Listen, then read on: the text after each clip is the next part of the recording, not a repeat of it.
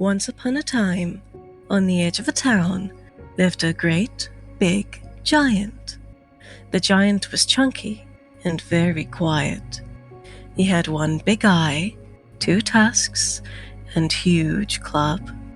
His name was Yuval. Yuval, despite his looks, was gentle, calm, and sweet. Early of the morn, you could hear his deep, rumbling voice singing softly to the birds. Whenever it would rain, he would stand out in it and enjoy the water drops on his skin. Yuval was a great guardian. He would protect all the little children that wandered into the wood. Even if they screamed in fright, he would wait patiently for them to calm down before taking them in his hand and walking them back home. Yuval loved the children. He would sit on the edge of the river and watch over the children while they played, unmoving and with a silent smile. One day, a little girl walked up to Yuval to ask a question. "Mr. Giant, why are you so nice to us?" asked the little girl. Yuval brought her onto his knee, a giant hand around her to keep her from falling. "I," said Yuval, his voice like an earthquake, "am nice because being good helps."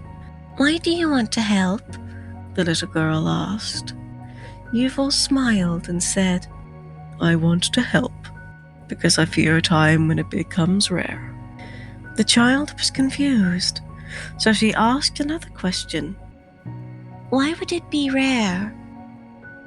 Yuval brought her up to his shoulder, making the little girl hold onto his big ear as he pointed. "Do you see Chase and Hunter over there?" the giant asked. The little girl nodded. "Well, their parents aren't too kind to Mr. Sunny, and they're learning to be not kind too." The child gasped. "But Mr. Sunny makes us feel better when we're poorly.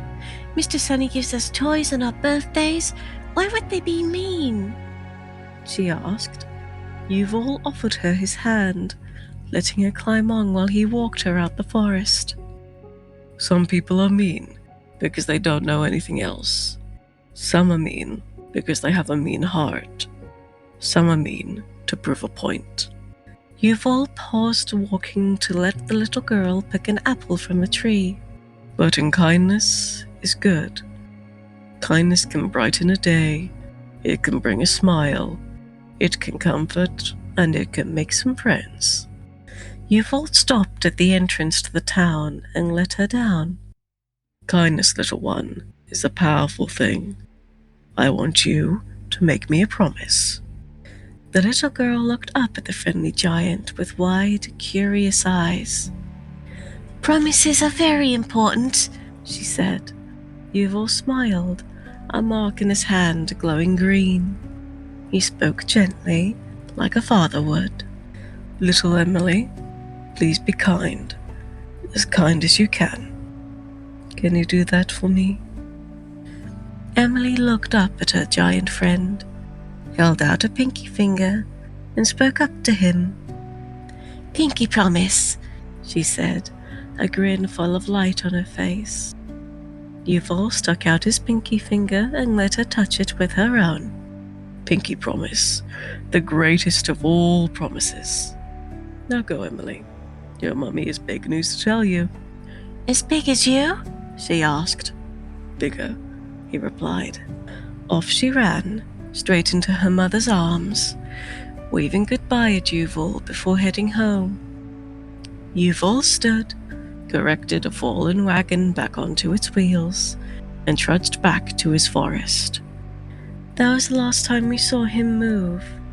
Yuval now stands as stone on a column of rock, watching over the children, keeping an eye on the city. Though kindness has indeed become rare, as long as he still stands, it will always survive. The end.